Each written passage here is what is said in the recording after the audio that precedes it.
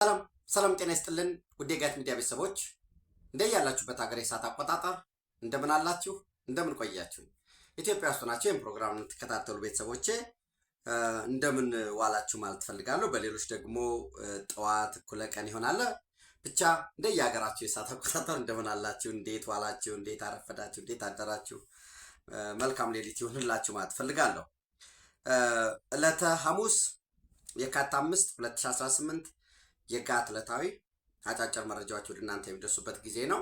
ሼር አድርጉ፣ ላይክ አድርጉ፣ ሐሳብ አስተያየታችሁን አካፍሉ። ጋት ሚዲያ ሜምበር ሁኑ። ጋት ሚዲያን በሱፐር ታንክስ ደግፉ። ሱፐር ቻት መብለብል ነው። ድጋፋችሁ ተጠናክሮ ይቀጥል። እሱ ከሆነ ሶስት አጫጭር መረጃዎች አሉኝ። የመጀመሪያው ህወሓት የፓርቲውን 51ኛ ዓመት ምስረታ አስመልክቶ በህጋዊ አይደለም ህልውና ያለው ያው ግን በጊዜያዊ አስተዳደሩ ውስጥ ህልውናው ከማክተሙ በፊት በነበረው ውክልና በዛለው ለትግራይ ህዝብ ሲባል ከጦርነት ጥቅም የለውም በሚል ደግሞ ተትቷል። ህጋዊነቱ ምን ይመስላል? ህጋዊነቱ ህገወጥ ከሆነ በመንግስት መዋቅሩ ስለምን ይኖራል? የጦርነት ዝግጅት እያደረገ በግላጭ ከሻቢያ ጋር አብሮ እየሰራ ከሱዳን ወርቅ ልከው የጦር መሳሪያ እያመጣ ከጽንፈኞች ጋራ ከአማራ ፋኖ ጋራ ከሸኔ ጋር ከሌሎች ከሩቅም ከቅርብም ካሉ ጋራ የሰቦታጅን ጨምሮ የተለያዩ የማሸበር ስራዎችን እየሰራ ለምን በይሁንታ ታለፈ ሲባል የህግ አፈጻጸሙን የህግ ሰዎችን የሚሉት አንድ ነገር ሆኖ ለህዝብ ሲባል ለትግራይ ህዝብ ሲባል ከጦርነት ይልቅ ሰላምን ለሚሻው ከውስጡ በበቀሉ ፉኝቶች መከራ የሚያዩ የትግራይ ህዝብ አንድም የተሰራውን የማደናገሪያ ፕሮፓጋንዳ እንዲሻገር በተጨባጭ እንዲያዩ ማስተዋል እንዲኖረው፣ ሁለትም ዞሮ ህዝብ ታግሎ ከውስጡ አንቅሮ ካልተፋ የፈለገው ብታረገው መልሶ መላልሶ መዳከር ስለሆነ ያ በሚል የተተው ይሄ ፓርቲ 51ኛ ዓመቱን አስመልክቶ እንዳልኳችሁ ደብረጽዮን ገብረ ሚካኤል መግለጫ እየሰጠ ነበር። በመግለጫው እሱን ተወፈንቶ እዚህ ጊዜ አናባክንበትም፣ ግን አንድ ፈገግ ያረገኝን ነገር ልንገራችሁ። ደብዳቤ ጻፈ። ለማን ብትሉ ለወቅቱ የአፍሪካ ህብረት ለኮሚሽኑ አይደለም፣ ለወቅቱ የአፍሪካ ህብረት ሊቀመንበር እና ለአንጎላ ፕሬዝዳንት ዣኦ ሎሬንስ ደብዳቤ ጽፏል። ደብዳቤው የሚለው የፕሪቶሪያ ስምምነት ይከበር ነው። ይህ ስምምነቱ አሳሪ መሆኑን አጽንኦት ሰጣችሁ ንገሩልን ይላል። 5 ነጥቦች ናቸው። አንደኛ publicly reaffirm the binding nature of the cessation of hostilities agreement and call for its full ሙሉ አስቸኳይ እና በጋራ በመከባበር እንዲተገበር ተጽዕኖ ፍጠሩልን ይላል። የኢትዮጵያ ህዝብ የኢትዮጵያ መንግስት 24 ሰዓት የሚለምነው በቃ የሚለምነው እንበለው የሚያሳስበውን ትተን የፕሪቶሪያ ሰላም ስምምነት ጠቃሚ ነው። የኢትዮጵያ ህዝብና መንግስት አሸንፎ ጦርነቱን አሸንፎ እያለ የለም የአሸናፊ ተሸናፊ ትርክት አይጠቅመንም በጋራ ሀገር እንገንባ ብለን ነው የፕሪቶሪያ ስምምነት የተፈረመው። ይተግበር። የወሰንና የማንነት ጥያቄዎች አሉ፣ እሱ በህግ አግባብ መሰረት በአግባቡ ይፈታ። ተፈናቃዮችን ግን ልቀቋቸው አንዱ አይደል እሱ አይደል? ተፈናቃዮች እኮ ይመለሱ ነው የፕሪቶሪያ ስምምነት። ተኩስ ይቁም ነው። የህገ መንግስቱ ይመለስ ነው። ህገ መንግስቱ ከተመለሰ ከሌላ ሀገር ጋር የሚደረግ ግንኙነት የፌደራል መንግስቱ ስልጣን ነው። ዛላምበሳ ላይ በናቅፋ እየተገበያየ ኬላ ክፍት አድርገህ የሻቢያ ወታደር ክልል ውስጥ እየናኘ ለምሳሌ የሻቢያ ወታደራዊ አመራሮች ፊሊጶስ ወልደ ዮሐንስ አርሚ 31 አርሚ 33 እና አርሚ 15 ድጋፍ እንዲሰጥ ዛሬ ተመድቧል። ለታሪክ መዝግቡልኝ፣ የትም የማታገኙት መረጃ ነው። ፊሊጶስ ወልደ ዮሐንስ አርሚ 31 33 እና 15ን የህወሓት አርሚን እንዲደግፍ ተልኮ ተቀብሏል። ይሄ የፕሪቶሪያ ስምምነት መጣስ አይደለም። ሁለት ተክለማንጁስ አርሚ 11ን 13ና 22ን የህዋትን እንዲደግፍ 3 ዮሐንስ የሚባለው ደግሞ አርሚ 24ን አርሚ 50ንና 60ን እንዲደግፍ አርሚ 92 የምትባለዋ ደግሞ እንድትፈርስና ቀርታ በእነዚህ በአርሚ 24 በ50ና በ60 አባላቶቿ እንዲካተቱ የሻዕቢያ ሚሊተሪ ሴንትራል ኮማንድ ወስኗል። አብረህ እየሰራህ አስቀድሜ 100% የተረጋገጠ መረጃ ነገርኳችሁ እኮ አርሚ 11 ኮር 1 111 ማለት ነው እንሳያን ማይዳጉሻን የሚባለው ወደ ጸለምት ግንባር እንዲሄድ የሻዕቢያ 23ኛና 18ኛ ክፍለ ጦር ከህዋት 13ኛ ክፍለ ጦር ጋር ተዋህዶ እንዳ ማርያም ላይ ለውጊያ ዝግጅት እንዳጠናቀቀ በተመሳሳይ እያንዳንዱ በየሰከንድ ሚሊተሪ አፕዴት ነው የምነግራችሁ። አርሚ 31 በትናንትናው ዕለት የህዋት አርሚ 31 ማለት ነው በትናንትናው ዕለት ከሻዕቢያ ታጣቂዎች ጋር ሙሉ ለሙሉ ኮረም ላይ ውህደት ፈጥሮ ወደ ውጊያ ባላማጣ ግንባር ዝግጅት ጨርሳ ከዚህ በፊት ደግሞ ምን ብያቸዋለሁ? አርሚ 11 በኮሎኔል ንጉስ አበጀ ጸለምት ገብቷል። አርሚ 17 ጀነራል ታደሰ ገብረ ማርያም ከአርሚ 11 አዛዥ ጋራ በመሆን አሁንም የአፋብን ታጣቂዎችን እንግዲህ አሁን ምን ትላላችሁ? በእውነት አምታያድ እና የአማራ ፋኖ ታጣቂዎች የአማራን ህዝብ በራሱ ተወላጆች ማህበራዊ ረፍት መንሳት፣ ማውደም፣ ቅስሙን መስበር ለዘመናት የገነባውን ጥሪቱን ታዳጊ ልጆቹን ማህበራዊ ረፍት መንሳት ከዛ እርስ በርስ ግድያ ውስጥ እርስ በርስ ደም ማድቀቅ የሕክምና ተቋማቱን ማህበራዊ ስነ ልቦናውን አድቀቀህ እርስ በርስ መጫወቻ አድርገው በዛ ውስጥ እንዲዳክር ለማድረግ የተፈጠረ ባሮጌ ቅንቡላ ህዝብ አይቷቸው ነዳጅ አምጣ እያለ ከመኪና አቃጥለው እየሳቀ ተቋማቱን ሲያቃጥል ኤቭሪቲንግ ፎቶ ኑሮ በድሮን ተቃጠለ ሲቪሊያን ተጨፈጨፈ ይላል።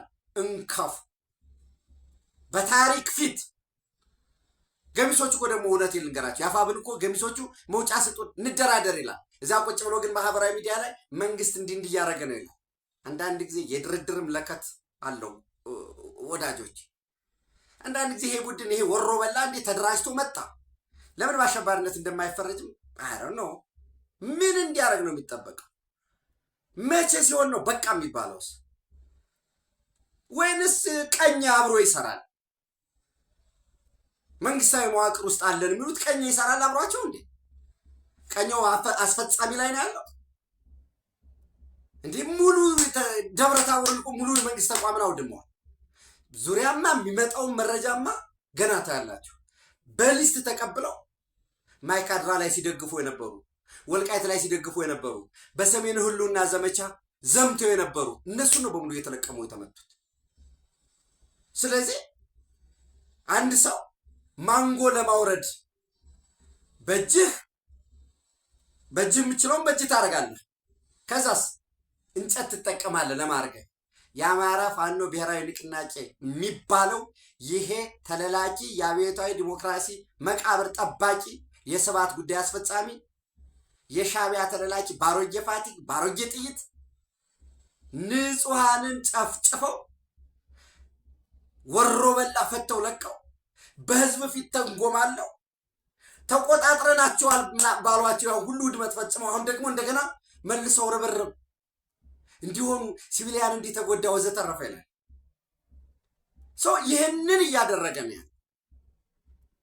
ይህን አድርጎ የፕሪቶሪያ ስምምነትን ጥሶ አርሚ 11 17 35 በጸለምት ግንባር አስጠግቶ በቀጣይ 2 ቀን በመጪዎች 2 ቀናት በጸለምት ግንባር በእንሳያን ማይዳጉሻን እንዲሁም የሩባ ተከዜ የተከዜን ወንዝ ይዘህ ሂደህ በዛ የሻዕቢያ 3ኛ 18ኛ ክፍለ ጦር ተጣምረህ ውጊያ ሊከፍት ተዘጋጅቶ ህዋት ብልጥ ነው በሱ ቤት በቃ እነሱ እኮ ተናግረው ነበረ በባለፈው ለአፍሪካ ህብረት ለኮሚሽኑ ጽፈው ነበረ።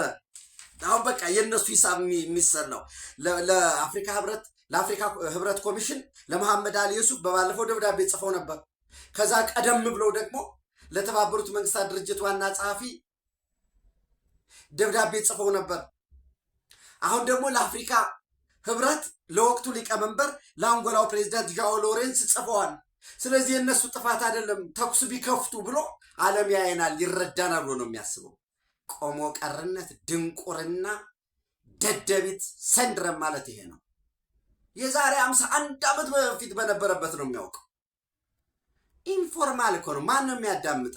ባይንዲንግ ነው፣ አሳሪ ነው፣ አስገዳጅ ነው በሉልኝ ይላል። የኢትዮጵያ መንግስት እሱን አይደል እያለ ያለው? ተፈናቃይ መለስ አልመልስም። ሁለተኛ ደግሞ የየትኛው ሀገር ነው አሁን ህገ መንግስታዊ ግዛት እንዲመለስ ይላል? አሁን ይሄ ምን ይላል? ኤክስፕሬስ አክቲቬሽን ኤንድ ስትሬንግዘኒንግ ኦፍ ዘ ኤዩ ሞኒተሪንግ ቬሪፊኬሽን ኤንድ ፎሎ አፕ ሜካኒዝምስ ኢንቪዜጅድ አንደር ዘ ፒስ ፕሮሰስ። እያሰለጠንክ እያስመረቅ ትሪት እያረክ ምኑን ነው? ዲዲአሩን ተግብረህ ነው? በየግንባሩ ጸለምት ላይ እየተዋጋ ምኑን ነው ኤዩ ኤምቪሲ ሞኒተሪንግ ቬሪፊኬሽኑ እንዲሰራልህ የምትፈልገው? ሰነፎች ስለሆኑ ሌላ ሁሉ ሰነፍ ይመስላችኋል። ሶስተኛ ሳፖርት ኮንዲሽንስ ኮንዲሲቭ ቱ ዘ ሪስቶሬሽን ኦፍ ኮንስቲቱሽናል ኦርደር። የትግራይ የህገ መንግስት ግዛቷ በዚህ ነው ብሎ የአፍሪካ ህብረት የት ያቅልሃል? የአስተዳደር ወሰን እንጂ ድንበር የላቸውም ክልሎች።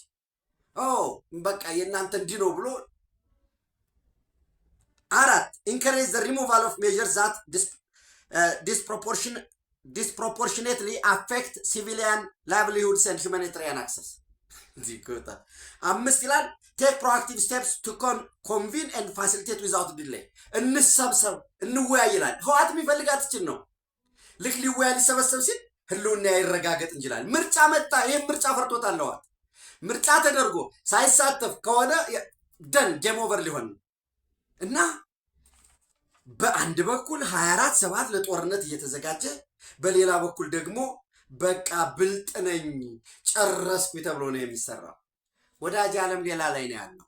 ጋዛ ላይ የሆነውን አስቡ፣ ሶሪያ የሆነውን አስብ። ስለ ዩክሬን ምንድን የሆነው? የመን ምንድን የሆነው? ማንም የሚያዳምጥ የለም ብለህ ብትነግረው አይሰማህም። ቅዳሜ ጦርነት ይከፍታል ብለህ ተዘጋጅታችሁ። ስለዚህ ይሄ ለአንጎላው ለዣው ሎሬንስ ምላሽ ስላልሰጠ ምናምን ብለህ ዴፊኒትሊ የፕሪቶሪያ ስምምነት ተጥሶ ወደ ውጊያ ከተገባ በኋላ ያ ወደ ውጊያ ተገብቶ ሌላ ድርድር ሌላ ሀገር ላይ ይካሄዳል ብሎ ማሰብ አይቻልም፣ ሊሆንም አይችልም። ያ ከሆነ እውነትም ሌላ ችግር አለ ማለት ነው። ደብረጽዮን የህወሓት ሰዎች አትሸወዱ። ሻዕቢያ የፕሪቶሪያ ስምምነት በመፈረሙ ተከፍቷል። ጦርነቱን አስጀምሮ አስለብልቦህ ወጡ ይሄዳል። ትከስማለህ በዛው። ቀጥሎ ያለው ላይነግሯችሁ ይችላል። ሻዕቢያዎች የሳውዲ አረቢያ ውጭ ጉዳይ ሚኒስትር ወደዚህ የመጣው ምንድን ነው የጠየቀው? ግብጾች የዋተር ሴኩሪቲ ይረጋገጥልን እንጂ በቀይ ባህር ጉዳይ እንምከር። ፌስ ሴቪንግ እኮ አለ። ኖ በፍጹም የቀይ ባህር ጉዳይ የሊቶራል ስቴት ተዋሳኞች ነው ናምላል። ቱርክ ወደዚህ የምትመጣው ለምንድን ነው? የግብጽ ፕሬዝዳንት ወደ ዩኤኢ ሄደው ለምንድን ነው? ይህን ሁሉ ግመዱት። አፋብን የትም እንደማይደርስ አይታችሁታል። ሪፖርት የተደረገላችሁና የሚደረግላችሁና መሬት ላይ ያሉ ለየቅል ነው። አይምሰላችሁ። ጦርነቱ ተጀምሮ ፊሽካ የተነፋ ጊዜ ማዕበል ነው። ማዕበሉ ደግሞ የሚጠርገው ከባድ ነው እና አይጠቅምም። ጦርነቱን ባትጀምሩት ጥሩ ነው። ይሄ ቅዳሜ ጀምረን በቃ ቅዳሜ በ7 እንጀምረዋለን። 8-9 ተዋግተን በ10 ሁመራ እንገባለን። 11 ታምር በሆነ መልኩ ከሱዳን የሚመጡ አሉ፣ ከግብጽ የሚመጡ ወኪሎች አሉ። በኤርትራ በኩል በዚህ ኦም ሀጅር አድርገው በቃ በታሪክ ደማቅ የሆነ ሁመራ ላይ እናከብራለን። ይሄ ቅዠት ይቅርባችሁ፣ ተነግሯችኋል። እንኳንስ ትግራይ የኤርትራ አየር ክልል 24/7 በኢትዮጵያ ቅኝት ስር ነው። ኤሌክትሮኒክ ዋርፌሮች አሉ። ምን አይነት አውሮፕላኖች ያርፋሉ? ምን ያህል ይነሳሉ? የትኛው መርከብ ከየት ነው የመጣ? ኤቭሪቲንግ ከሃይሲ የሚሰራለ ከቀይ ባህር ላይ ከአንስቴር እና this is my advice to you then ሌላው እንግዲህ ምናልባት በሁለተኛ ደረጃ የሩሲያ መኪና አምራች ግዙፉ የሩሲያ መኪና አምራች ኦዋዝ ኡዚ ምን ኦዋዝ ይቺ እነኚህ ከኋላ ሸራርገው በደርግ ጊዜ አረንጓዴ ቅጠል መኪኖች አሉ አይደለ? እነሱ የወታደራዊ ተሽከርካሪ ያመርታል። በተመሳሳይ ደግሞ ለሲቪል የሆኑ መኪኖችን አሁን እንዲያውም ወደ ጋዝ ወደ ኤሌክትሪክ ሁሉ የተቀየረበት ግዙፍ መኪና አምራች ነው በራሻ ውስጥ። ኢትዮጵያ ውስጥ አንደኛ 130 ሚሊዮን ህዝብ አለ። ሁለተኛ ደግሞ ለአፍሪካ ገበያ ለምስራቅ አፍሪካም አጠቃላይ ለአፍሪካ ገበያ ኢትዮጵያ ውስጥ የመኪና መገጣጠም ስራ ለመስራት ከዚህ በፊት የአዋጭነት ጥናት ኤቭሪቲንግ አዘጋጅቶ ተጠናቆ ኮምቦልቻ ላይ ለመግባት ኮምቦልቻ ኢንዱስትሪ ዞን ላይ ለመግባት ከአንድ አገር በቀል ድርጅት ጋር ተፈራርሞ ነበረ። ማን ነበር መሰላችሁ? 2000 አንድ ድርጅት ነበረ። በዛ ያ ድርጅት ጋር ሆኖ ባዝራ ሞተርስ ከሱ ጋር በመሆን በ2021 ከ5 ዓመት በፊት ኮምቦልቻ ላይ ለመግባት ነበር። ያው እንግዲህ 2021 የሆነውን የምታውቁት ነው። ጦርነቱ አጋጠመ። የሰላም ሁኔታም እሱ ችግር ሲሆን ሳይገባ ቀረ። አሁን ግን ለወሎ ወዳጆች ለአማራ ክልልም ይሄ ድል የሚገኝ አይደለም። አንደኛ መኪና ተመርቶ የስራ እድል መፈጠሩ ብቻ አይደለም፣ የቴክኖሎጂ ሽግግር ያመጣል። በዛ ተቀጥረው የሚሰሩ ሰዎች እጃቸው ተሞርዶ በሂደት የዛሬ 10 ዓመት ሊሆን ይችላል፣ የዛሬ 50 ዓመት ሊሆን ይችላል፣ የራሳቸው የመኪና መገጣጠሚያ የእውቀት ሽግግር መገጣጠሚያ እንዲኖራቸው ያደርጋል። የሚፈጠረው የገበያ እድል የገበያ ትስስርም ቀላል አይደለም። ኦዋዝ ሲመጣ ሌሎችም ደግሞ አብሮ ይመጣል። መኪና መገጣጠሚያው ሲመጣ ምናልባት ባትሪ አምራቹ ይመጣል። ስፖኪዮም የሚገጥመው ሌሎችም ካምፓኒዎች ነው የሚመጡት እና በ2021 ከባዝራ ሞተርስ ጋር ሆኖ ኮምቦልቻ ኢንዱስትሪ መንደር ውስጥ ለመመስረት ነበር። አሁን እንግዲህ እንዳልኳችሁ የመጨረሻ ንግግር ላይ ነው ያለው። የወታደራዊ ተሽከርካሪዎች ያመርታል፣ የሲቪል ፒካፖችን ያመርታል፣ ትልልቅ የጭነት መኪኖችን ያመርታል። አንድ ትልቅ እድል ነው። ይህንን ነው ማሰብ የሚያስፈልገው። የራስን በዘመናት በድካም የተገኘችን ከህዝብም ከመንግስትም በእርዳታ የተሰራን ትምህርት ቤት፣ ጤና ጣቢያ ምናምን አውድሞ ፎቶ ተነስቶ ፈገግ እያሉ በቃ ልክ ወያኔ እኮ ህዋት እኮ ጠልታ ነው ይህን አውድሜ ሄዳለሁ ብላ ፕሮግራም ጽፋ ነው የመጣቸው። የራሱን የመንደሩን ምናምን አውድሞ በቃ ፈገግ ይላል። የራሱን እናት አባት አክስት ወንድሙን ሚሊሻ ነው። አዎ ሚሊሻ ምንድን ነው? በነገራችን ላይ ከህብረተሰብ ውስጥ የተሻሉት የአካባቢያቸውን ሰላም ለመጠበቅ የተሻለ ኢኮኖሚ ያላቸው የተሻለ ጠንካራ ቤተሰብ ያላቸው ናቸው ሚሊሻ የሚሆኑ። ዝም ብሎ ማንም ሚሊሻ አይሆንም። ለምን? የጦር መሳሪያ መያዝ አለ። የጦር መሳሪያ ደግሞ ክብር አለ። እሱን አድርጎ የራሱን ወገኖች በቃ እንደ ጀግና የራስን ወንድም የሚገርፈው የሚገለው የነማን ልጅ ነው ወዘተረፈ ይታወቃል። ማህበራዊ እረፍት መንሳት ያሉት እሱን ነው። አብረው ምኒልክ ከሚባለው በላሊበላ በመቄት አድርገው የመጡ የህዋት ታጣቂዎች አሉ፣ የኤርትራ ታጣቂዎች አሉ። የሚመለከተው አካል ፐብሊክ ሊያደርገው ይችላል፣ ላያደርገው ይችላል። እሱን እንግዲህ ጊዜ ነው የሚፈታው። ትልቁ ነገር እንዲህ አይነት አዳማ ኢንዱስትሪ ነው ወይ የሚገባው ወይንስ ይሄ የሚመጣው መኪና ፋብሪካ ጅግጅጋ ዞን ውስጥ ነው የሚገባው? ይህንን መጠየቅ እኛ ጋር ይምጣ ማለት ሲቻል ከዛ ብሎ ቁጭ ብሎ የሆነ ቀን ደግሞ ሲረጋጋ ሲያወድም ኑሮ እዚህ አካባቢ ፋብሪካዎች እንደዚህ ኢንዱስትሪዎች ተቋቁመዋል እኛ ጋር ደግሞ የለም ይላል። ይመጣና ዛሬ ለመከላከያ ሰራዊት አባላት ይመዝገቡ ወጣቶች፣ ፌዴራል ፖሊስ ይግባ። ሰራዊት ጠመንጃ መሸከም ብቻ አይደለም፣ የወደፊት ዘመኑ ድሮን ነው፣ የወደፊት ዘመኑ አቪዬሽን ነው ይማሩ ስትለው የለም ይላል። በፍጹም እንዳትገባ ፋኖ ነው መግባት ያለብህ። ከዚህ በፊት እንዲያውም የአማራ ልዩ ኃይል ነው ሲባል የሻዕቢያ ድምፅ ነው፣ የህወሓት ድምፅ ነው። ከዛ የዛሬ 10 ዓመት ይመጣና የኮረኔሉ ቁጥር አነሰ፣ ኮረኔሎች ይሄ የሆነ ጄኔራል ቁጥር አነሰ ይልሃል። ዛሬ መሰረታዊ ወታደር የሆነው ነው ነገ ሻለቃ፣ ኮረኔል፣ ሌትናል ኮሎኔል፣ ብርጋዴር ጀነራል፣ ጄኔራል ወዘተረፈ እያለ የሚሄደው። በኮታ የሆነውማ የነው እኮ እነ ተፈራ የአንድ ሀገር ጄኔራል የሚል ማድረግ የነበረው ገበሬ ቤት ወድቆ እዚህ ከሰም ላይ ወደ ቀይ ባህር የሚሄድ የለም ከጀርባው እንወጣበታለን ይላል። በኮታ ሲሆን ይሄ በኮታ ዝም ብለው ከዛም ከወደቀው ህወሓት ክፋቷ ወደ ላይ የምታመጣህም ከዛ ማህበረሰብ የወደቀው ነው፣ ገለባውን ነው አምጥታ ጀነራል፣ አንደኛው ጀነራል የሚባለው የክልሉን አመራሮች በጠራራ ፀሐይ መቶ ረሽኖ ዛሬ እዛው ንብረት አቃጥሎ የራሱን ትምህርት ቤቱን አቃጥሎ እናቱ የምትታከምበትን እህቱ የምትወልድበትን ራሱም ነገ ከነገ በስቲያ ደግሞ አይሆንም እንጂ ስልጣን ቢይዝ የሚጠቅመውን ያሳምነው ይችላል። አውዳሚ ነው ማለት ነው፣ አቃጣይ ነው ማለት ነው፣ ዘራፊ ነው ማለት ነው። ያሳምነው ልጅ የኮታ ጄኔራል ስትሆን እሱ ነው ችግሩ። ሌሎችም አሉ በኮታ ኮሎኔል ምናምን ነው በየሰፈሩ እንዘጭ ነው። የዓለም የሚሊተሪ ሳይንስ ትምህርት ቤት ምናምን የለም። እንደዚህ ሆነ ግሪሳኑ ትዘርፋለህ፣ ትሰርቃለህ፣ ታጎሳቆላለህ ሰዎችን ዘንዋት ደብረ ታቦር ተገባ ምናምን ተባለ። አሁን የለም ደብረ ታቦር። ንፋስ መውጫን ተቆጣጥረናል። ንፋስ መውጫ ማለት ስትራቴጂክ ቦታ ነው አለ። ደውሉ ጠይቁ። አሁን ዛሬ እችን ሰዓት ያዙና ደውሉ ንፋስ መውጫ ምንድን ነው ብላችሁ ይነግሯችኋል።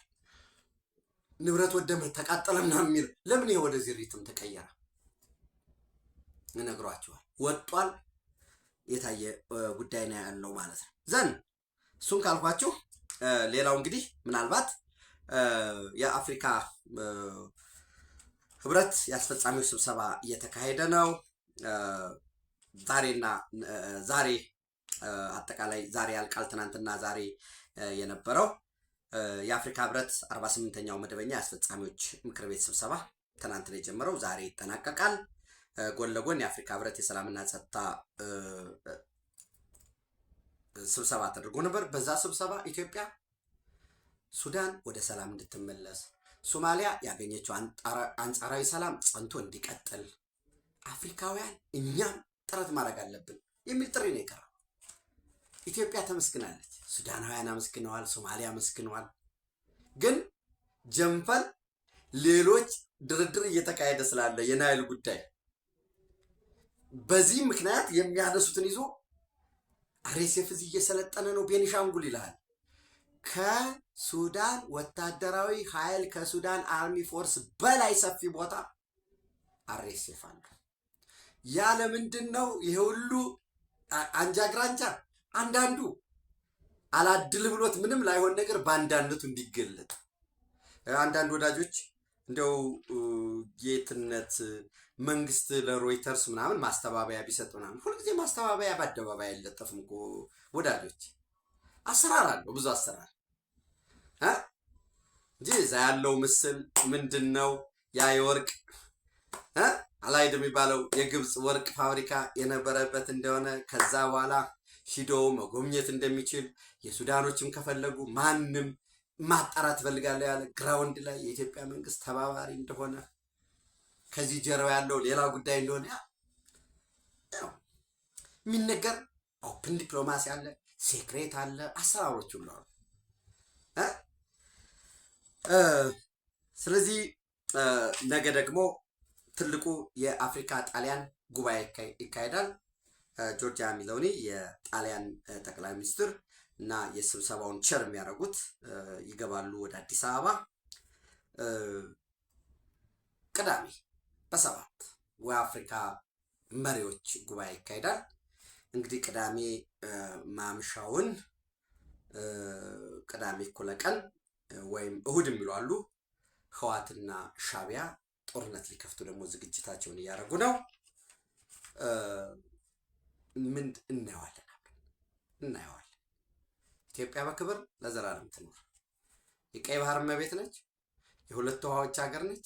መብቷን ጥቅሟን በቆራጥ ልጆቿ በአርበኞች ታረጋግጣለች። ባንዳ ያቆስላል፣ ባንዳ ይነክሳል፣ ባንዳ ግን አያሸንፍም። ባንዳም የቅርብም የሩቅም ጠላት ሊጠረግ ጊዜው አሁን ነው። ኢትዮጵያ በክብር ለዘላለም ትኖር። በድጋሚ ቴንኪዩ